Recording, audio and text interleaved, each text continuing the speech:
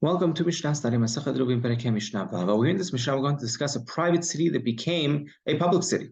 So, a private city, a person owned the entire city, right? A wealthy person, or let's say even a developer, right? He bought all the properties in the city, and ends up he sells them all off, sells one by one, and now it's a public city. Everyone lives there. You're allowed to go ahead and be ma'arev. You go ahead and make an eruv, right? What kind of eruv? This is eruv around the entire city. It's an eruv chatzirot, really, around the entire city, and it counts. Now, what's the chidush over here? We'll see from this next part of the Mishnah.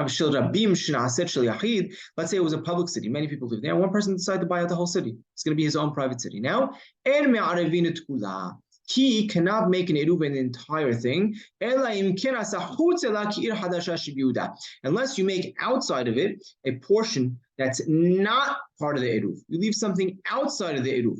Something the size of this city. There was a city in the Judean Samaria, right, in Yehuda, called Hadasha. There was 50 homes. That was the small, Haramam said, that was the smallest settlement back then. Right, amazing.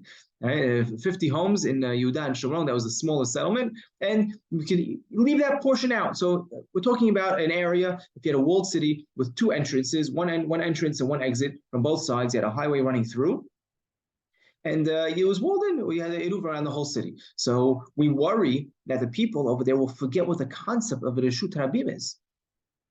Because the entire city is walled in, they may never experience, a reshut rabim, and they're going to think, oh, we're allowed to carry on Shabbat, not knowing it's the eruv that allows them to carry on Shabbat. So what does Rabbi Yehuda say? That we need to go ahead and leave a portion of the city without an eruv. So everybody knows that the reason we're allowed to carry on Shabbat is because of the eruv. Rabbi Shimon says it doesn't have to be 50 homes. It could just be 3 chatzirot, 3 courtyards, where each one has 2 homes, right? A total of 6 homes. That's all you need to leave off. I would point out that we're talking about an area when you have an entrance and an exit from both sides, right? As we pointed out. But let's say there was only one entrance to the city, one gateway to get in, and you have to get in and out from that same area. Then even if it was rabim, right, even if it was a public city, you don't need a shiur. You don't have to leave any houses outside of the eruv.